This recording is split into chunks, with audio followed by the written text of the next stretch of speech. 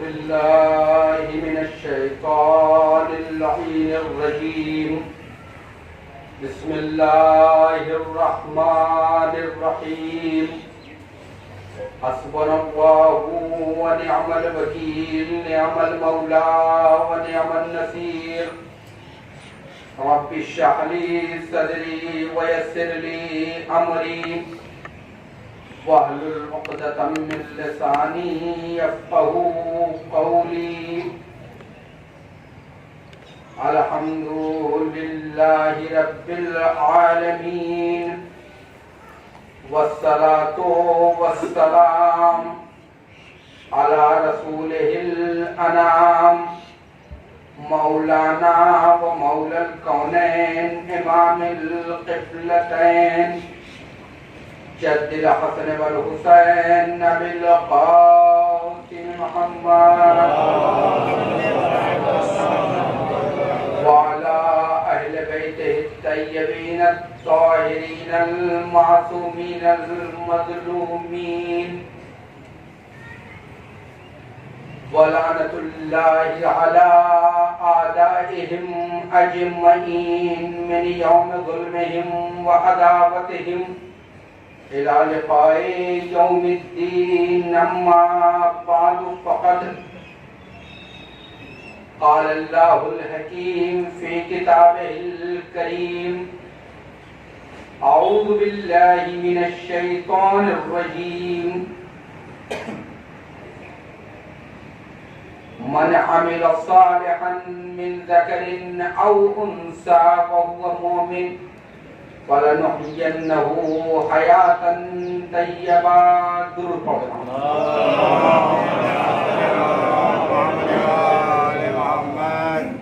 بزرگان مرحوم ملت، برادران ایمانی، مجلس علوم، مجلس اصال ثواب ہے، لہذا اسی مناسبت سے فقیر نے آپ کے سامنے ایک آیت کا انتخاب کیا اور اس کی تلاوت کا شرف حاصل کیا، جس میں ارشاد رب العزت ہو رہا ہے: من عمل صالحا، جو بھی عمل صالح انجام دے گا، من ذکر او انثی.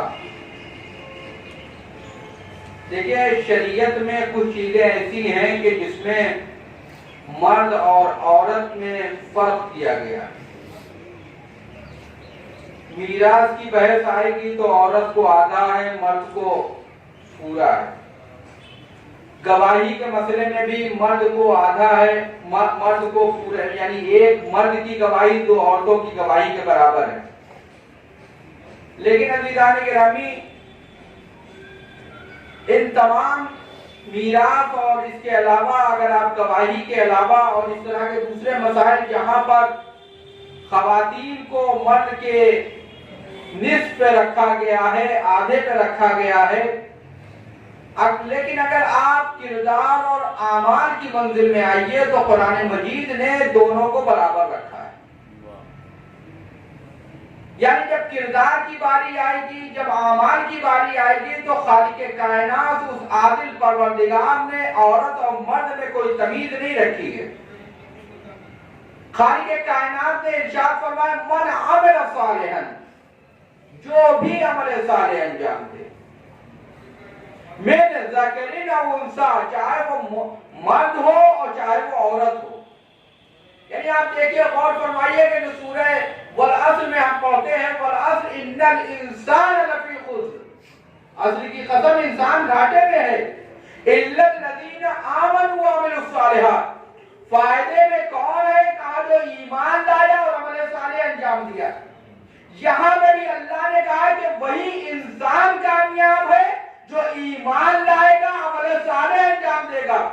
یہاں میں بھی مرد و عورت کی قید نہیں لگائی ہے.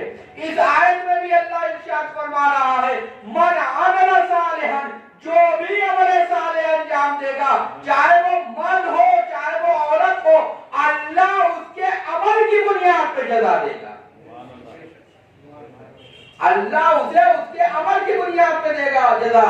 ارشاد ہوا: من عمل صالحا من ذکر او انثی وهو مومن، شرط یہ ہے کہ وہ صاحب ایمان ہو، صاحب ایمان ہو، مرد ہے تب بھی صاحب ایمان ہو، عورت ہے تب بھی صاحب ایمان ہو۔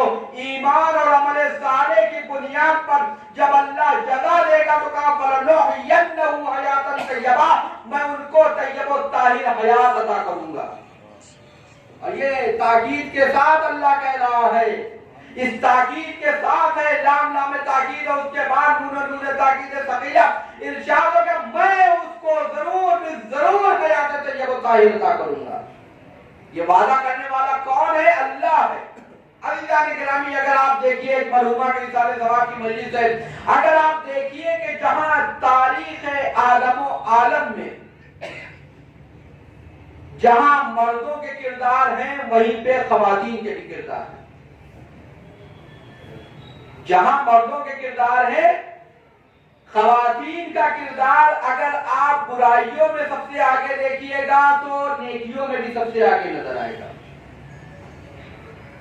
فرعون حاکم ہے، پوری دنیا کا حاکم بنا ہوا ہے اپنے پورے علاقے میں، کہہ رہا نا ربکم الاعلی، میں تمہارا سب سے بڑا پروردگار، اور جتنے مرد ہیں سب مان رہے ہیں کہ وہ پروردگار ہے، سب کہہ رہے ہیں۔ لیکن فرعون کی ربوبیت کا انکار اگر کسی نے کیا ہے تو وہ ایک خاتون تھی، آسیہ۔ سبحان اللہ سبحان اللہ۔ آپ نے ملاحظہ فرمایا کہ ایک کردار کا، فرعون کی ربوبیت کا اور خدائی کا اگر انکار کیا ہے تو کسی مرد نے انکار نہیں کیا ہے، بلکہ انکار کیا ہے تو ایک خاتون نے جس کا نام ہے آسیہ۔ آپ دیکھیں، ملاحظہ فرمائیے گا، جناب موسیٰ کو حفاظت کے لیے فرعون کے دربار تک جانا ہے، کسی مرد کا انتظام نہیں کیا گیا، ان کی بہن گئی ہے، یعنی ایک خاتون گئی ہے۔ ملاحظہ فرما رہے ہیں آپ، مکے کو آباد ہونا ہے تو مکے کو کسی مرد نے آباد نہیں کیا بلکہ ایک خاتون نے آباد کیا۔ بجاز کر رہا ہوں، مکے کو مردوں نے آباد نہیں کیا بلکہ ایک خاتون نے آباد کیا ہے، اور اللہ نے اس خاتون کو یہ عظمت دی۔ اس نے جب اپنے زمانے کے نبی اسماعیل کے لیے کوششیں کی تو اللہ نے ارکان حج میں اس کی کوشش کو شامل کر دیا۔ وہ جناب حاجرہ ہیں۔ اور عزیزان گرامی، اب آپ اس سے اور پڑھیے آگے، اللہ نے جب اپنے گھر بیت المقدس، بیت المقدس کی خدمت کے لیے کسی کا انتخاب کیا تو وہ بھی ایک خاتون ہے، جناب مریم۔ آپ نے دیکھا خواتین کا کردار کیا ہے۔ اور اس کے بعد یاد رکھیے گا، پیغمبر اسلام کو مکے میں جہاں پر وہ کوئی عورت کوڑا ڈال رہی ہے، کوئی عورت پیغمبر کے اوپر طنز و تشنیع کر رہی ہے، وہیں پر ایک عورت ایسی ہے جو پیغمبر کے ساتھ ساتھ ہے، اور اس کا نام ہے خدیجہ۔ پیغمبر کو جہاں نقصان پہنچانے والی عورتیں ہیں وہی پیغمبر پہ اپنا سب کچھ نثار کرنے والی بھی عورت ہے۔ آپ نے ملاحظہ فرمایا؟ یہ یاد رکھیے گا عزیزان گرامی۔ اور میں آپ کے سامنے عرض کرتا چلوں، جب بات آ گئی ہے، جب خدائی فرعون جھوٹا خدا بن کے آیا تو اس کو سب نے مانا، اگر کسی نے انکار کیا تو ایک عورت نے انکار کیا۔ اسی طریقے سے بعد وفات پیغمبر جب سب نے باطل کو مان لیا، باطل کی حکومت کو مان لیا، اگر کسی نے انکار کیا تو وہ ایک خاتون تھی، اسماء بنت عمیس۔ کیونکہ ہم لوگ تاریخ سے واقف نہیں ہے، اس لیے ہم لوگ سمجھتے ہی نہیں ہے کہ کیا کہیں۔ صلوات پڑھیں محمد۔ یہ جناب اسماء بنت عمیس، یہ جناب محمد ابن ابی بکر کی والدہ تھی، اور انہوں نے غدیر ہی کو مانا ہے، ثقیفہ کو نہیں مانا ہے۔ ایک صلوات پڑھیں محمد۔ آپ نے ملاحظہ فرمایا کہ خاتون کا کردار کیا ہے؟ پیغمبر اسلام کے ساتھ جو خاتون ہے اس کا نام ہے خدیجہ. اور کیسی ہے خدیجہ؟ اگر آپ ملاحظہ فرمائیے کہ اپنی یعنی ملکۃ العرب ہے خدیجہ. جناب خدیجہ ملکۃ العرب ہے. آپ توجہ فرمائیے جناب خدیجہ کی جب پیغمبر سے شادی ہوئی ہے تو 40 برس کی ہیں. اللہ نے بیٹی دی اور پھر وہ پیغمبر جب 40 دن تک جناب سیدہ کی ولادت سے پہلے 40 دن تک اس غار حرا میں گئے ہیں اور رہے ہیں تو وہاں پر پیغمبر روزے سے تھے. روزانہ پیغمبر کا کھانا پانی پہنچانے کی ذمہ داری بھی جناب خدیجہ کے اوپر. جو لوگ حج پہ گئے وہ جانتے ہیں وہ کتنی اوپر پہاڑی ہے. یعنی اس 50 برس کی عمر میں جناب خدیجہ کوئی جوان نہیں ہے. 50 برس کی عمر ہے. آج بھی وہاں کا راستہ بہت اچھا نہیں ہے پہاڑی پہ جانے کا راستہ, اتنے اونچے پہاڑ تھے. لیکن جناب خدیجہ پیغمبر اسلام کے لیے کھانا پانی لے کے اتنے اوپر جاتی. یہ جناب خدیجہ کا کردار ہے. پیغمبر اسلام جب بھی کہیں سے پریشان ہو کے آئے جناب خدیجہ نے دلجوئی کی, اپنا سب کچھ لٹایا جناب خدیجہ نے دین اسلام کے اوپر. عزیزان گرامی, چونکہ آج کی جو شب ہے یعنی کل جناب زینب کی ولادت کی تاریخ ہے, بات آ گئی تو کہتا چلوں کہ جب جناب زینب کی ولادت ہوئی ہے تو پیغمبر اسلام نہیں ہے. جناب زینب کی ولادت کے موقع پر پیغمبر اسلام سفر پہ ہیں. جناب زینب کی ولادت ہوئی ہے اور اس کے بعد پیغمبر آئے. تو عرب کا دستور یہ تھا کہ جب بھی کسی کا کوئی ولادت ہوتی تھی تو بچے کو پیغمبر کے پاس لے کے جاتے تھے. تو یہاں پہ 2 طرح کے واقعات ہیں. لوگ پیغمبر کے پاس جاتے تھے لیکن پیغمبر خود آئے ملنے کے لیے. فرق ہے. اور پیغمبر ایسا نہیں کہ جو بھی بچہ گیا اس بچے کا نام رکھا, اس کے بچے کے کان میں اذان و اقامت کر دی. مروان پیدا ہوا, اس کا باپ لے کے گیا, کہنے لگے اس ملعون ابن ملعون کو ہمارے پاس سے الگ کر دو. اس کو دیکھنے صورت بھی دیکھنا گوارا نہیں. لیکن جب جناب زینب پیدا ہوئی, پیغمبر سفر پہ ہیں, سفر پہ سے واپس آئے, سیدھے اپنی بیٹی کے گھر پہ گئے.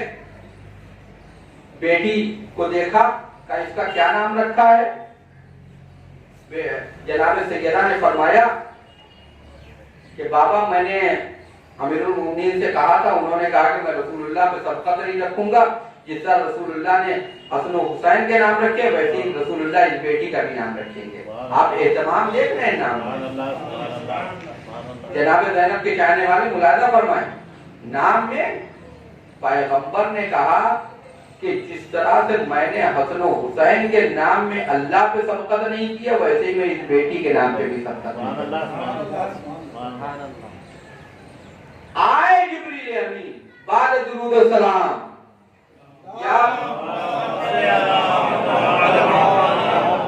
یا رسول اللہ, اللہ نے اس بیٹی کا نام لوح محفوظ پر زینب رکھا ہے. اللہ نے اس بیٹی کا نام لوح محفوظ پہ زینب رکھا ہے. عزیزان گرامی, اگر اللہ کسی کا نام زینب رکھ کے نام رکھتا ہے تو اللہ مناسبت کے تحت نام رکھتا ہے. اگر اللہ نے کسی کا نام محمد رکھا تو وہ قابل تعریف تھا. اگر اللہ نے کسی کا نام علی رکھا تو وہ بلند تھا. اگر اللہ نے کسی کا نام فاطمہ رکھا تو وہ پاکیزہ تھی.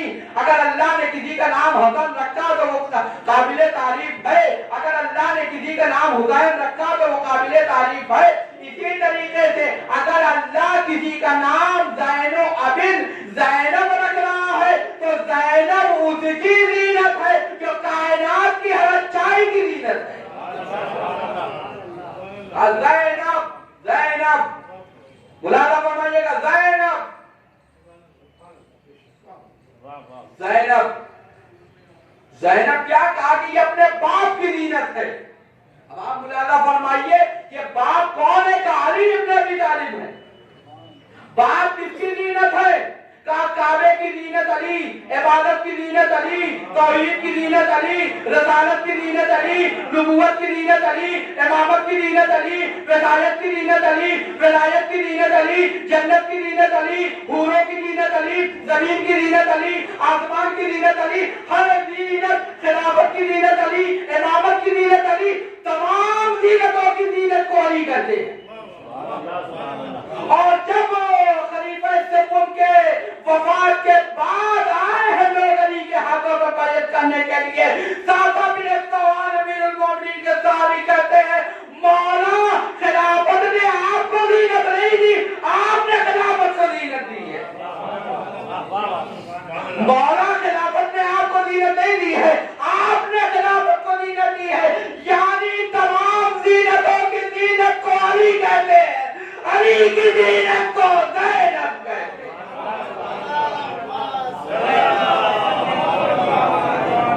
تمام زینتوں کی زینت کو علی کہتے ہیں۔ ہم لوگ کہیں گے ممکن ہے کہ دیکھیے ہمارے ہاں ولادت کی تاریخ فلاں تاریخ کو مناتے ہیں، ہم پہلی شعبان مناتے ہیں، کوئی کہے گا کچھ، کوئی کہے گا کچھ۔ دیکھیے کچھ لوگ ہم آپ تاریخ کے محتاج ہیں، ہم آپ تاریخ کے محتاج ہیں، لیکن کائنات میں کچھ چیزیں ایسی ہیں، کچھ ذوات ایسی ہیں، تاریخ ان کی محتاج ہوتی ہے۔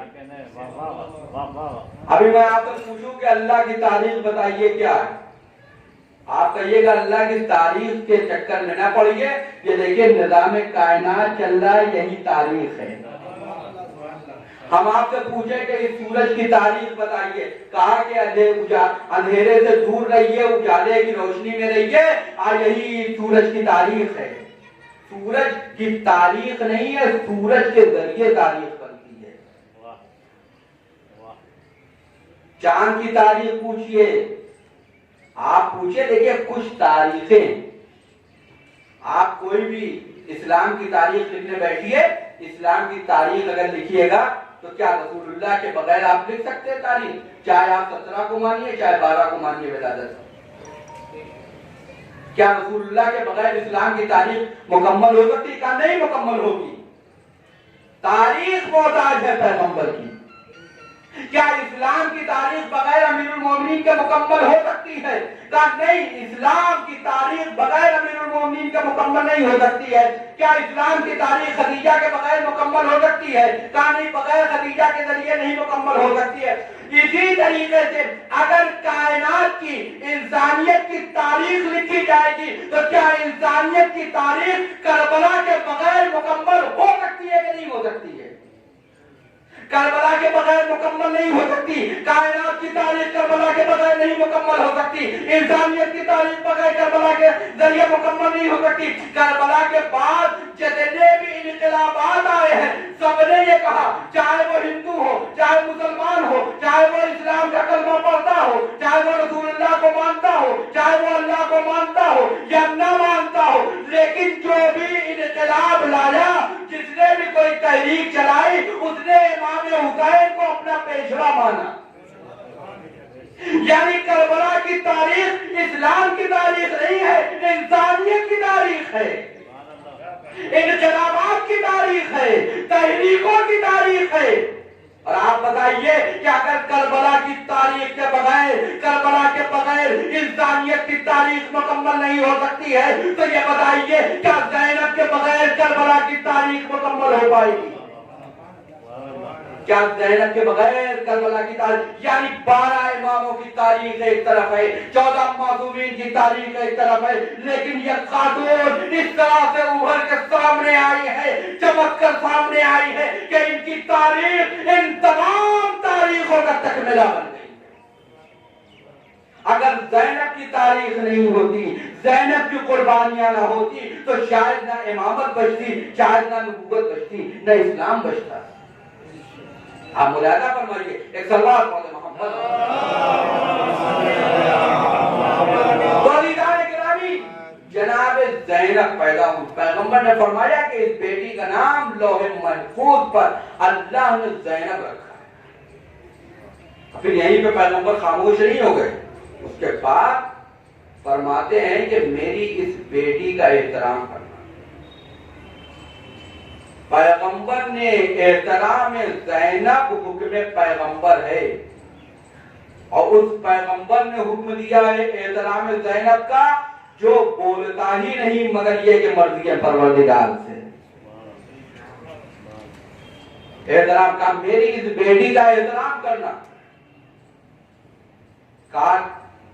احترام کرنا کیونکہ یہ خدیجہ جیسی ہے۔ یعنی جب منزل آئی نام کی تو فرمایا یہ علی جیسی ہے، علی کی زینت ہے۔ جب کردار کی منزل آئی، احترام کی منزل آئی تو کہا یہ خدیجہ جیسی ہے۔ آپ نے نہیں ملاحظہ فرمایا علی کی منزل، اور پھر اس کے بعد جب کردار کی باری آئی کہا یہ خدیجہ جیسی ہے۔ خدیجہ کون ہے؟ میں نے آپ کے سامنے عرض کیا، خدیجہ وہ ہے کہ جنہوں نے اپنا پوری جان، مال، عزت، آبرو سب کچھ پیغمبر پہ قربان کر دیا ہے، سب کچھ پیغمبر پہ قربان کر دیا۔ پیغمبر نے جناب خدیجہ کا احترام کیا ہے، پوری زندگی خدیجہ کو یاد کیا ہے، پوری زندگی خدیجہ کو یاد کیا ہے۔ اور جب پیغمبر کی ایک زوجہ نے کہا یا رسول اللہ آپ اس پوپلی گڑیا کو یاد رکھیں، اللہ نے آپ کو جوان بیویاں دی ہے، پیغمبر نے کہا خاموش ہو جاؤ، خدیجہ نے ہمیں وہ دیا جو کسی نے نہیں دیا، خدیجہ نے اس وقت دیا جب کسی نے ہمیں نہیں دیا، خدیجہ نے ہماری اس وقت تصدیق کی جب سب ہمیں جھٹلا رہے تھے۔ اور یاد رکھیے گا کہ پیغمبر کتنا احترام کرتے ہیں خدیجہ کا، پیغمبر کتنا احترام کرتے ہیں خدیجہ کا کہ فتح مکہ کے موقع پر پیغمبر جب مکے میں داخل ہوئے تو پیغمبر مسجد الحرام میں جا کے نہیں رکے، 3 دن یا 1 ہفتہ پیغمبر رہے ہیں مکے میں فتح مکہ کے موقع پر، نہ اپنے آبائی گھر میں جا کے رہے، نہ کسی اور مسلمان کے گھر میں جا کے رہے، پیغمبر مکے میں داخل ہوئے، نہ خانہ کعبہ میں، نہ مسجد الحرام میں، نہ کسی کے گھر میں، نہ اپنے آبائی گھر میں، پہنچے ہیں کہاں پہنچے؟ قبر جناب خدیجہ پہ۔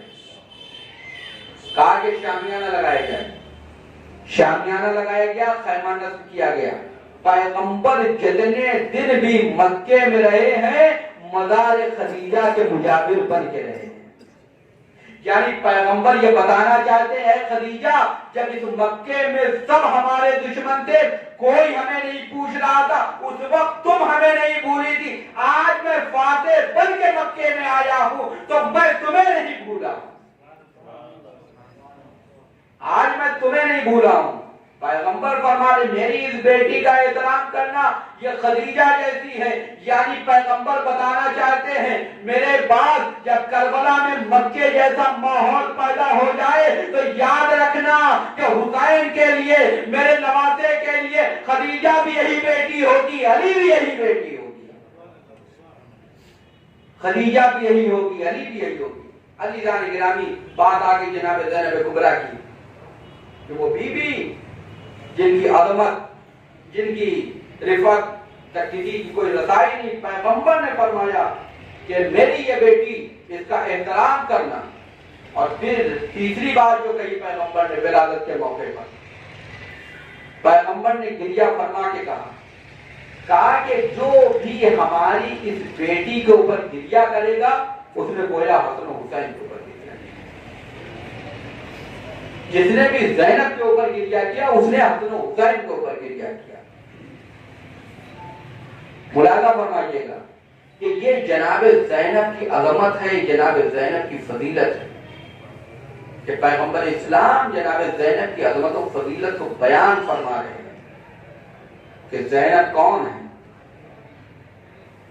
آپ بعض شخصیتیں ایسی کہ جن کی روایتیں مسائب کی ہوتی ہیں، لیکن اگر آپ غور فرمائیے جناب زینب کی تاریخ میں واقعات، چند روایتیں ملیں گی، لیکن آپ سوچئے کہ کیا عظمت ہے، آپ کا علم، آپ کی عبادت، محدثہ ہیں، یعنی خطبہ فدق جو جناب شہزادی نے ایام فاطمیہ آنے والے ہیں، خطبہ فدق جو شہزادی نے کا خطبہ فدق ہے، جا کے مسجد النبوی میں جو جناب سیدنا نے خطبہ دیا جسے خطبہ فدق کہتے ہیں، اس خطبہ فدق کو جو روایت کی ہے ابن عباس نے، تو وہ روایت کی ہے جناب زینب سے، یعنی محدثہ ہیں بی بی اور عالمان۔ ہم ملاحظہ فرمائیے کہ عالمہ کیسی عالمہ ہیں کہ امام سجاد نے فرمایا یا امتی انت بحمد اللہ عالمتن غیر معلمہ، اے پھوپھی آپ الحمدللہ عالمہ غیر معلمہ ہیں، یعنی ایسی عالمہ ہیں کہ جس کو کسی نے پڑھایا نہیں ہے، ایسی عالمہ ہیں جس کو کسی نے پڑھایا نہیں ہے۔ اب میں آپ کے سامنے عرض کروں کہ 10ویں امام کا واقعہ ہے۔ 10ویں امام کا واقعہ ہے۔ 10ویں امام امام علی نقی علیہ السلام، ایک سندھ کا رہنے والا آیا امام کی خدمت میں، امام تشریف فرما ہے، وہ سندھ کا رہنے والا آیا، اس نے بہرحال عربی زبان میں آپ سے ایک سوال کیا، امام نے سندھی زبان میں اس کا جواب دیا، اس نے سوال کیا عربی زبان میں اور امام نے سندھی زبان میں اس کا جواب دیا، تو وہاں پہ اس کو بہت تعجب ہوا، اس نے کہا مولا آپ ہماری زبان جانتے ہیں؟ وہیں پر امام کے صحابی جناب ابو ہاشم جعفری بھی تشریف فرما تھے، مولا آپ کتنی زبانیں جانتے ہیں؟ تو امام نے کہا کہ میں اللہ کی جانب سے خلق خدا کے اوپر حجت ہوں، تو لہذا ہمیں مخلوقات کی زبان معلوم ہے، ہم اللہ کی جانب سے مخلوقات پر حجت ہیں، لہذا ہمیں مخلوقات کی زبان معلوم ہے۔ 5ویں امام نے فرمایا ہماری امامت کی ایک دلیل ہمارا علم ہے، ہمارا علم ہے۔ 7ویں امام کا بھی واقعہ ملتا ہے کہ 7ویں امام کے غلام تھے، افریقہ کے غلام تھے، وہ یہ سمجھے جیسے وہ سمجھے کہ یہ جو امام ہے ان کو عربی آتی ہے، لہذا وہ غلام آپس میں بیٹھے باتیں کر رہے تھے اپنی زبان میں کہ امام نہیں سمجھ رہے ہیں ہم جو بول رہے ہیں۔ امام نے ان کی زبان میں بولنا شروع کر دیا، کہ مولا آپ کو میری زبان بھی یاد ہے؟ امام نے کہا ہاں میں تم پر اللہ کی حجت ہوں، لہذا مجھے تمہاری زبان کا پتہ ہے۔ اور اس کے بعد صرف امام نے اتنا ہی نہیں کہا، اپنے غلاموں سے کہا دیکھو تمہارے ماں باپ نے تمہارا نام یہ رکھا تھا، تم یہاں آئے تو تمہارا نام یہ ہو گیا، دیکھو تمہاری ماں نے تمہارا نام یہ رکھا تھا، تمہارا نام یہاں پر یہ ہو گیا، تم اپنے علاقے میں اس نام سے مشہور ہو لیکن یہاں پہ اس نام سے ہو۔ کہا مولا آپ کو یہ سب معلوم ہے؟ کہا ہاں ہم تم پر اللہ کی حجت ہے، ہم تم پر اللہ کی حجت ہے۔ اور اس کے بعد آپ دیکھیے امام کا نظریہ کیا ہے، امام کا اسی طریقے سے آپ ائمہ کی زندگی کو اٹھا کے دیکھیے، علمی شخصیت دیکھیے کہ 8ویں امام کے بعد جب وہ آئے ہیں مناظرے کے لیے مامون نے کہلوایا ہے، 8ویں امام نے مامون کا خادم آ کے کہہ رہا ہے کہ کل مناظرہ ہوگا اور آپ کو مناظرہ کرنا ہے، تو امام نے اپنے اسے مامون کے خادم سے کہا ہاں کل انشاءاللہ میں آؤں گا۔ پھر اس کے بعد اپنے جب وہ چلا گیا تو اپنے صحابی سے کہا کہ کیا تمہارا نظریہ، کل میں مناظرہ کروں یا نہ کروں؟ کہا مولا مناظرہ نہ کریے۔ کہا کیوں؟ کہا اس نے مختلف مذاہب کے علماء کو بلایا ہے اور یہ ایسے علماء ہیں یہ مانتے نہیں، بڑے ہڈ دھرم ہیں، جسے آپ کہہ سکتے ہیں ڈھیٹ ہیں، اور یہ صرف اپنے علاوہ کسی کی سنتے نہیں ہیں۔ امام نے کہا کہ کل تم دیکھ لینا۔ یہ کون کہہ رہا ہے کل تم دیکھ لینا؟ جو سورج کو پلٹا سکتا ہے وہ ذہنوں کو بھی پلٹا سکتا ہے، جو سورج کو پلٹا سکتا ہے وہ ذہنوں کو بھی پلٹا سکتا ہے۔ امام نے مناظرے میں پہنچے اور امام نے مناظرہ کیا، اور آپ کا ایک مناظرہ جس کا میں ایک حصہ بیان کر دوں کہ جب ایک مرتبہ مامون نے مناظرہ کیا ہے تو ایک باپ نے مناظرہ کیا، اور باغ میں کیسا مناظرہ کیا کہ باغ میں بیٹھا ہوا ہے، دربار سجایا گیا، تخت لگا دیا گیا، مامون بیٹھا ہوا ہے، اور وہاں درختوں کے اوپر ایسے پرندے بیٹھائے گئے کہ جو بہت ہی بلند آواز تھے، یعنی اتنا شور تھا، نہ کوئی اپنی بات کسی سے کہہ سکتا تھا، نہ کسی کی بات سن سکتا تھا۔ اور سارے عیسائی عالم پریشان، یہودی عالم پریشان، زرتشت عالم پریشان، پوری عوام پریشان کہ یہ کیسا مناظرہ ہوگا، اور مامون اپنے تخت پہ بیٹھا مسکرا رہا ہے، کسی میں بولنے کی ہمت بھی نہیں کہ یہ کیا کام کر رہے ہو، وہ مسکرا رہا ہے۔ امام داخل ہوئے، امام گئے تخت پر، وہ اٹھا، اس نے اپنے پہلو میں بٹھایا امام کو، امام نے ایک مرتبہ پرندوں کی طرف نظر کی، صرف ایک مرتبہ جیسے ہی پرندوں کی طرف نظر کی تھی، پرندہ ایسا سکوت طاری ہوا کہ اگر ایک سوئی بھی گر جائے تو آواز، اور اس کے بعد امام نے پھر دوبارہ جو نظر کی، پھر ایک مرتبہ وہ بولنے لگے، ایک مرتبہ امام نے بتانا چاہا کہ یاد رکھنا مامون، ہم علی ابن ابی طالب کے بارے سے ہم جسے چاہے، جب چاہے، جیسے چاہے قوت گویائی دے دے، جب چاہے لے لے۔ ایک سلوات پڑھ لے محمد،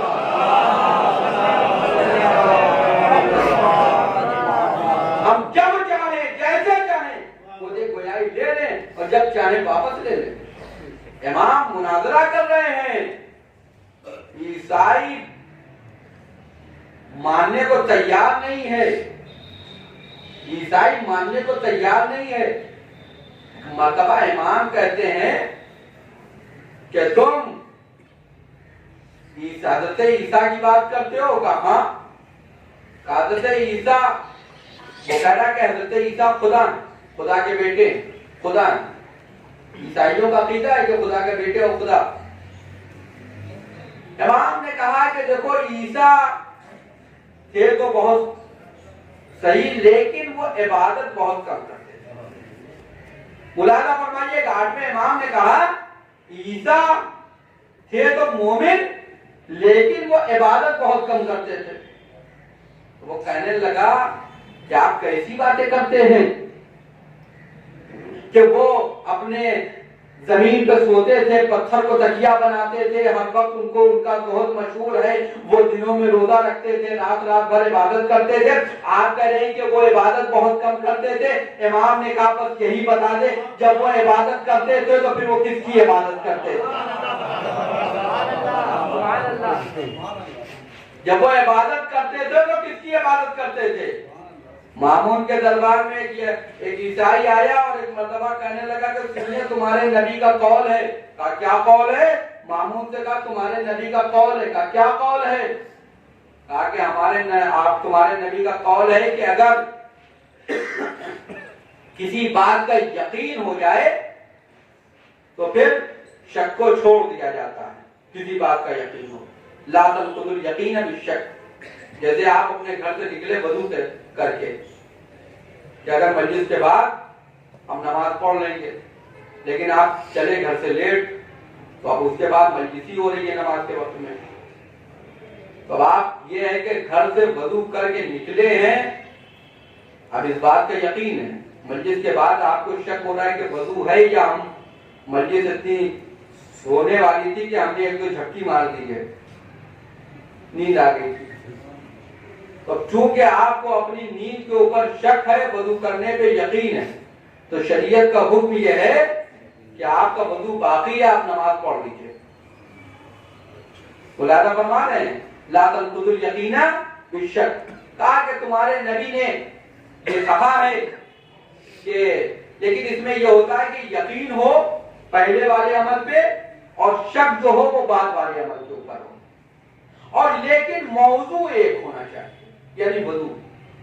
ایسا نہیں ہے کہ آپ نے مثلا وضو کا یقین کیا ہے اور اب آپ اس کے بعد کہیے کہ نماز بھی پڑھی تھی یا نہیں پڑھی تھی، تو چونکہ وضو اور نماز الگ الگ ہے لہذا اس میں آپ کا یہ قاعدہ نہیں چلے گا۔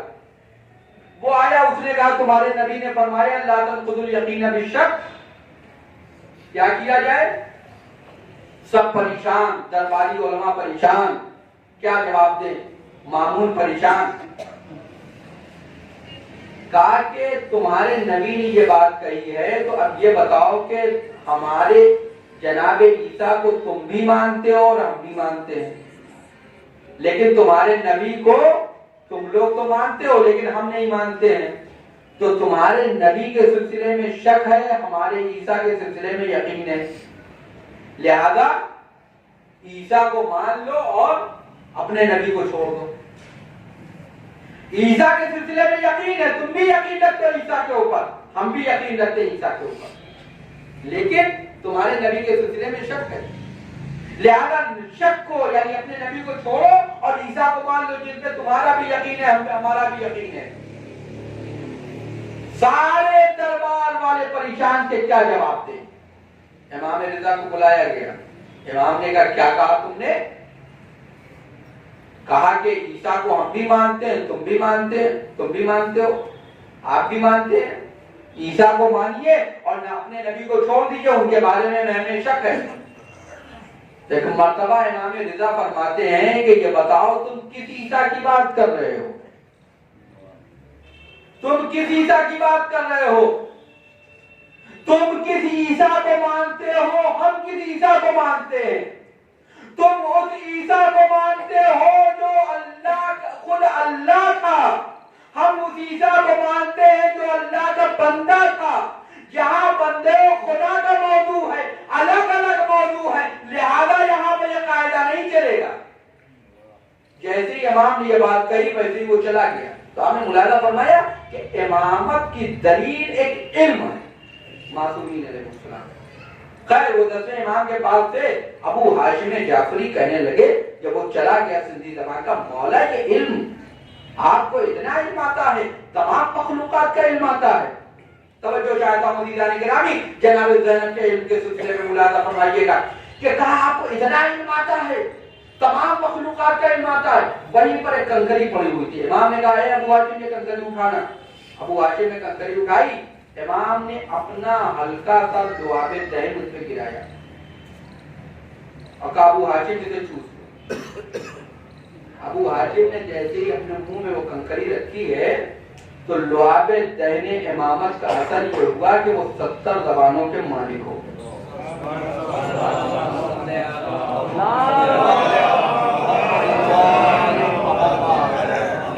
کہا ہلکا سا لعاب دہن امامت وہ 70 زبانوں کے مالک ہو گئے ابو ہاشم جعفری۔ اب آپ سوچئے کہ اگر ہلکا سا لعاب دہن امامت کسی کو نصیب ہو جائے تو وہ 70 زبانوں کا مالک ہو جائے گا، تو وہ زینب جن کی پرورشی لعاب دہن رسالت سے ہوئی ہو، رسول اللہ نے اپنی زبان دے کے پیدا ہو، تو اس کا علم کیسا ہوگا؟ اس کا علم اس منزل پہ ہوگا کہ معصوم امام فرمائیں گے اے بی بی اے بوبی آپ آرے میں غیر معلمان ہیں، کہ سلوات پڑھ دے محمد اے بی بی اے بوبی آپ آرے میں غیر معلمان ہیں۔ یاد رکھیے گا دیدانے گرامی، یہ کوئی ایسا مسئلہ نہیں ہے۔ علم بعض شخصیتیں ایسی ہیں کہ جنہوں نے اپنے علم، اور یہ علم کیا ہے؟ آپ کا ایک لقب ہے جسے کہتے ہیں عقیلہ، عقیلہ بنی ہاشم، عقیلہ بنی ہاشم۔ دیکھیں انسان کے پاس جو کچھ بھی ہے وہ عقل کی بنیاد سے۔ ہمارے یہاں سب سے زیادہ اسٹینڈرڈ والا انسان کون ہے؟ جس کے یہاں دین نہ ہو۔ دین تو بیکورڈ لوگوں کا کام ہے، نماز مسجد یہ تو بیکورڈ، چلے گئے بے حیائی اسٹینڈرڈ میں۔ یہ اولاد آدم کا نظریہ ہے، لیکن جناب آدم کا کیا نظریہ تھا؟ اصول کافی کی روایت ہے کہ جناب آدم جب زمین پہ اترے ہیں، ایک مرتبہ جناب جبریل آئے اور کہنے لگے بعد درود و سلام کہا کہ اے آدم اللہ نے آپ کو 3 چیزیں بھیجی ہیں، آپ اس میں سے ایک رکھ لیجئے، 2 کو واپس کر دیجئے۔ کہا کیا کیا ہے؟ کہا دین ہے، دوسری چیز حیا ہے، تیسرے عقل ہے۔ ہمارا اور آپ جیسا انسان ہوتا دیندار تو کیا لیتا؟ دین لے لیتا. لیکن جناب آدم نے کہا کہ مجھے عقل دے دو. عقل لے لی جناب آدم نے. اب جبریل امین نے دین اور حیا سے کہا چلو چلتے ہیں. جبریل امین نے کہا چلو چلتے ہیں. تو حیا اور دین نے کہا کہ ہم تمہارے ساتھ نہیں جائیں گے، جہاں عقل ہوگی وہیں ہم بھی رہیں گے. جہاں عقل ہوگی وہیں ہم بھی رہیں گے. تو یاد رکھیے گا جہاں بے دینی ہو، جہاں بے حیائی ہو، وہ عقل مندوں کا مجمع نہیں ہوتا ہے، وہ بے وقوفوں کا مجمع ہوتا ہے. ایک صلوات پڑھتے محمد والے. ایسا نہیں ہے کہ دین نہیں ہے تو کہا جناب بڑے اسٹینڈرڈ ہے، یہ بڑے عقل مند لوگ ہیں، یہ بڑے انٹیلیجنس لوگ ہیں، یہ بڑے عقل مند، بڑے ہوشیار، ان کا اسٹینڈرڈ بڑا ہائی فائی ہے کیونکہ ان کا بے دینی ہے، بے حیائی ہے. یہ بے دین اور بے حیائی عقل مند نہیں ہے، یہ بے وقوف ہے. اور عزیزان گرامی اتنا تو حضرت آدم نے سمجھا اگر انسان دین اور ایمان کو چھوڑے کم از کم اپنے باپ کی بات یاد کر لے تو کافی عقل مند ہو جائے گا. یہ سلوات پڑھے محمد والے. اور عقل کیا ہے؟ العقل ما عبد به الرحمن. عقل وہ ہے کہ جس کے ذریعے سے انسان اللہ کی عبادت کرتا ہے. وقت سے بابے جناب، جس کے ذریعے سے انسان جنت کو حاصل کرتا. وہیں پہ کسی نے کہا، جب امیر المومنین نے یہ فرمایا تو اسی وقت کسی نے کہا کہ مولا یہ بتائیے حاکم شام کے پاس کیا ہے؟ حاکم شام کے پاس کیا ہے؟ امام نے کہا یہ نکلا، وہ مکاری ہے، وہ عقل مندی نہیں ہے.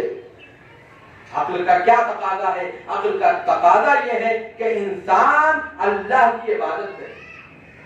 جناب زینب کو عقیلہ کہتے ہیں، عقیلہ بنی ہاشم. علامہ مامقانی فرماتے ہیں زینب وما زینب وما ادراک ما زینب. زینب اور کیا ہے زینب، اور تم کیا سمجھو گے کہ زینب کسے کہتے ہیں. وما ادراک ما زینب، جس طرح سے قرآن نے کہا وما ادراک ما لیلۃ القدر، تم کیا جانو کہ شب قدر کسے کہتے ہیں. شب قدر سے مراد کون ہے؟ مفسرین نے کہا شب قدر سے مراد جناب سیدہ ہے. امام باقر فرماتے ہیں کہ جس نے جناب سیدہ کی معرفت حاصل کی اس نے شب قدر کو درک کر لیا ہے. یعنی جس طرح سے ماں کی عظمت کو پہچاننا ہر انسان کے بس کی بات نہیں ہے، اسی طریقے سے بیٹی کی عظمت کو بھی پہچاننا ہر انسان کے بس کی بات نہیں ہے. زینب وما زینب وما ادراک ما زینب، زینب کو تم کیا پہچانو گے؟ یا عقیلہ بنی ہاشم، وہ بنی ہاشم کی سب سے عقل مند خاتون ہے. وہ جناب زینب، یعنی اگر آپ دیکھیے کہ کس طرح سے جناب زینب نے اپنے خطبات اور کس طرح سے دین کو بچایا، کس طرح سے انسانیت کو بچایا. کربلا اگر بچی ہے تو جناب زینب کی وجہ سے بچی.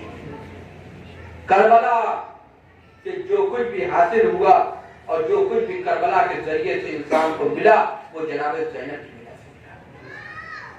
جناب زینب نے کربلا کے ذریعے سے کربلا کو بچایا ہے. جناب زینب اپنے مجمع میں گفتگو کرنا اور ہے، اپنے مجمع میں بول کر مسلمانوں کو بہکا دینا اور ہے، اور دوسرے دشمنوں کے مجمع میں گردنوں کو جھکا دینا اور ہے.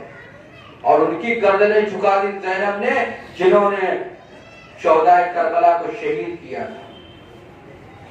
جو شہدائے کربلا کے سامنے گردن اکڑ کے چل رہے تھے وہ جناب زینب کے خطبے کے سامنے گردن جھکا کے بیٹھ گئے.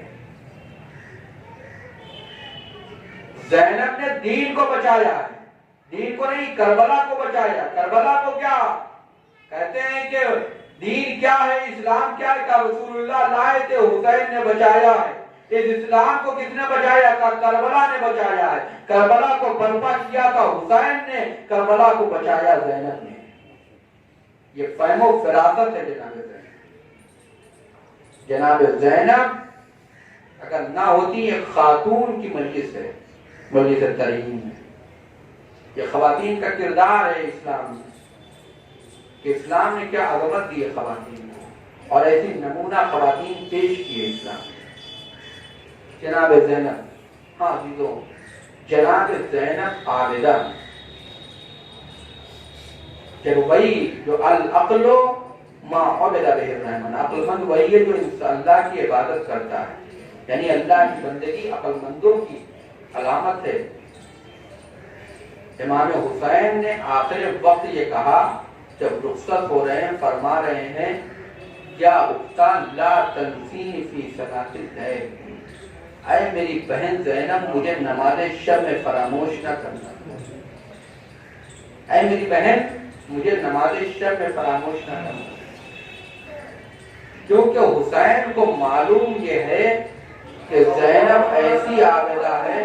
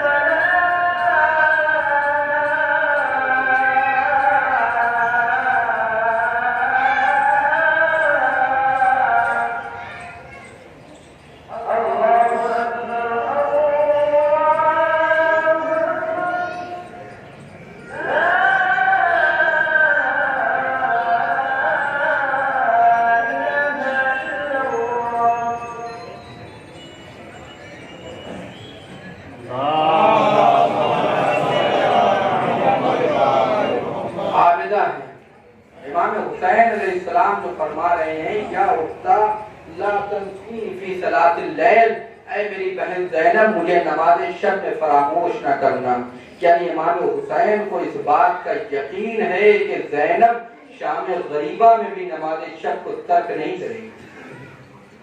جناب زینب نماز شب کو شام غریبہ میں بھی ترک نہیں کریں گی۔ امام سجاد فرماتے ہیں کہ میری پھوپھی زینب نے نماز شب کو شام غریبہ میں بھی ترک نہیں کیا۔ میں نے کیا دیکھا کہ جلے ہوئے خیموں کی راکھ پہ بیٹھی ہوئی میری پھوپھی بیٹھی ہے، عبادت کر رہی۔ میں نے کہا پھوپھی کیا ہے؟ کہا کہ بیٹا نماز پڑھ رہی ہوں، یہ نماز شب ہے۔ زینب کی شام غریبہ میں بھی ترک نہ ہوئی۔ اور اس کے بعد قید خانہ شام میں ایک مرتبہ سید سجاد کی نظر پڑی، کیا دیکھا کہ پھوپھی بیٹھ کے نماز پڑھ رہی ہے۔ ارے پھوپھی، ارے آپ بیٹھ کے کیوں نماز پڑھ رہی ہیں؟ بیٹا سید سجاد، ارے کھانا اور پانی اتنا کم آتا ہے کہ میں اپنے حصے کا کھانا اور پانی بچوں کو دے دیتی ہوں۔ اب زینب میں وہ طاقت نہیں رہ گئی ہے کہ زینب کھڑے ہو کے نماز پڑھ سکے۔ جزاکم ربکم خیر الجزا۔ عزیزوں، زینب کبریٰ ہے جنہوں نے اسلام کو بچایا، پیغام کربلا کی حفاظت کی، اس کی تبلیغ کی ہے۔ عزیزوں، اب حسین ابن علی کی عزاداری ہے، زینب عزاداری کر رہی ہے۔ قید خانہ شام سے جب اجازت ملی ہے تو اب اس کے بعد عزاداری کی ہے، ایک ایک بیوی کو بتا رہی ہے کہ حسین کون ہے۔ جب وہاں سے چلے ہیں مدینے کی طرف روانہ ہوئے، ایک مقام پہ پہنچ کے بشیر نے کہا اے فرزند رسول، یہاں سے دو راستے گئے ہیں، ایک مدینے کو راستہ جاتا ہے، دوسرا راستہ کربلا ہوتے ہوئے مدینہ جاتا ہے. کہا کہ میں اپنی پھوپھی سے پوچھ لوں پھر بتاتا ہوں. اے بیٹا سید سجاد, ہمیں پہلے کربلا جانا ہے. ہم نے ابھی اپنے بھائی کا ماتم نہیں کیا ہے, ہم نے ابھی اپنے بھائی کی عزاداری نہیں کی ہے. ہاں کربلا کی طرف چلی ہے, جہنم کو زینب کربلا پہنچ رہی ہے, لیکن وہاں پر صحابی رسول حضرت جابر پہلے سے پہنچے ہوئے ہیں. جزاکم ربکم خیر الجزا. جابر پہنچے ہیں, ایک مرتبہ قبر حسین میں پہنچے, آواز دی یا حسین یا حسین یا حسین, اے حسین کیا میرے سلام کا جواب نہ دو گے؟ پھر جابر کہتے ارے وہ کیسے جواب دے جس کا بدن یہاں ہو, سر شام میں موجود ہو. جزاکم ربکم خیر الجزا. حاضرو, جابر قبر حسین سے لپٹے کریا کر رہے تھے کہ ایک مرتبہ پیچھے سے آ کے بشیر نے کہا جابر قبر حسین سے جدا ہو جاؤ, پتا کس کی مجال جو مجھے قبر حسین سے جدا کرے. جابر قبر حسین سے جدا ہو جاؤ, علی کی بیٹی نبی کی نواسی فاطمہ زینب آ رہی ہے. جابر قبر حسین سے جدا ہوئے, اب اس کے بعد زینب آئی ہے, اپنے کو بھائی کی قبر پہ گرا دیا. بھیا یہ بہن آئی ہے, بھیا یہ بہن شرمندہ ہے, تمہاری امانت قید خانہ شام میں چھوٹ گئی. جزاکم ربکم خیر الجزا. عزیزو, اس کے بعد فرماتی ہے بھیا میں نے 11ویں محرم کو تمہارے خاک و خون میں غلطہ جنازے کو دیکھ کے کہا تھا انت اخی, کیا تو میرا بھائی ہے؟ اے بھیا زینب کی کمر جھک گئی ہے, اے بھیا زینب کے سر کے بال سفید ہو گئے, اے بھیا زینب کے چہرے پہ آثار پیری آیا ہے. تم بھی کہہ سکتے ہو کیا تم میری بہن زینب ہے؟ جزاکم ربکم خیر الجزا. حاضرو, مقتل میں تو نہیں لکھا ہے لیکن زبان حال کہتی ہے کہ عجب نہیں زینب اب جب امام حسین کے لاشے کے قبر پہ گریا کیا ہوگا تو اس کے بعد اپنے بھائی جناب عباس کی قبر پہ بھی پہنچی ہوگی, جناب عباس کی قبر پہ بھی پہنچی ہوگی. کون عباس؟ زینب کے پردے کا محافظ عباس. کون عباس؟ زینب کے دل کی دھارس عباس. آپ جانتے ہیں جناب زینب جناب عباس کی قبر کو جو آپ نے دیکھا ہوگا کہ تینوں طرف پانی ہے, بیچ میں ایک مختصر سی قبر ہے. علامہ ماجد بحر العلوم حضرت عباس کے روضے کے مجاور کے متولی انہوں نے ایک معمار کو بلایا اور کہنے لگے کہ جا کے مولا عباس کی قبر کی تعمیر کر دو, مولا عباس کی قبر کی تعمیر کرو. وہ گیا معمار, نیچے سرداب میں اترا اور چاہ رہا ہے کہ جا کے قبر کی تعمیر کرے, لیکن وہاں پر قبر پہ جیسے ہی گیا ہے اس نے قبر دیکھی ہے, فوراً ہی روتا چلاتا ہوا سر و سینہ پیٹتا ہوا باہر آ گیا. علامہ ماجد بحر العلوم کہتے ہیں بھائی میں نے تمہیں بھیجا تھا قبر کی تعمیر کے لیے, تم وہاں سے روتے ہوئے آ رہے ہو, وجہ کیا ہے؟ کہا آقا بس ہمیں صرف اتنا بتا دیجئے کہ میں نے یہ سنا تھا کہ میرا مولا عباس کا قد اتنا بلند تھا, جب گھوڑے پہ بیٹھتے تھے تو زمین پہ خط دیتے تھے, پیر زمین پہ خط دیتے تھے, لیکن مولا لیکن آقا میں جب اندر گیا ہوں تو میں نے کیا دیکھا کہ مولا عباس کی قبر ہے جیسے کسی بچے کی قبر ہو, مختصر سی قبر ہے. میں دیکھ کے برداشت نہ کر سکا. عزیزوں سوچئے کہ اس نے صرف سنا تھا کہ مولا عباس کا قبر اتنا بلند ہے, قبر چھوٹی سی مختصر سی قبر دیکھی تو وہ سر و سینہ پیٹنے لگا. ارے عباس تو زینب کی گودیوں میں پڑے تھے, عجب نہیں جب اپنے دادی کی قبر کو دیکھا ہوگا. ایک مرتبہ کہو اے بیٹا سید سجاد, کیا یہی میرے بھائی عباس؟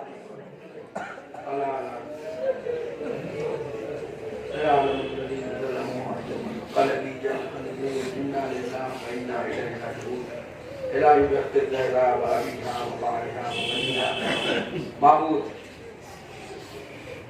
امام زمانہ کی ظہور میں تعجیل فرما پروردگار اس وبا سے پوری بشریت کو عموماً اور شیعان اہل بیت کو خصوصاً نجات عطا فرما پروردگار اس مجلس تمام لوگوں کو پورا کیوں کو احسان پروردگار ان کے گناہوں کو معاف فرما پروردگار ان کی مغفرت فرما پروردگار ان کو جوار اہل بیت میں بلند درجات عطا فرما پروردگار ہمارے گناہوں کو معاف فرما پروردگار ہمارے والدین کے گناہوں کو معاف فرما پروردگار ہمیں اعمال صالح کی توفیق عطا فرما پروردگار علماء اعلام مراجع کرام کا سایہ ہمارے سروں پہ قائم و دائم فرما پروردگار مدارس مقدسہ کی حفاظت فرما پروردگار امام زمانہ کے ظہور میں تعجیل فرما ہم کو ان کے عوام انسان میں شمار فرما بدا گزارش ایک مرتبہ سورہ حمد اور 3 مرتبہ سورہ اخلاص کی تلاوت فرما کر مرحوم مغفورہ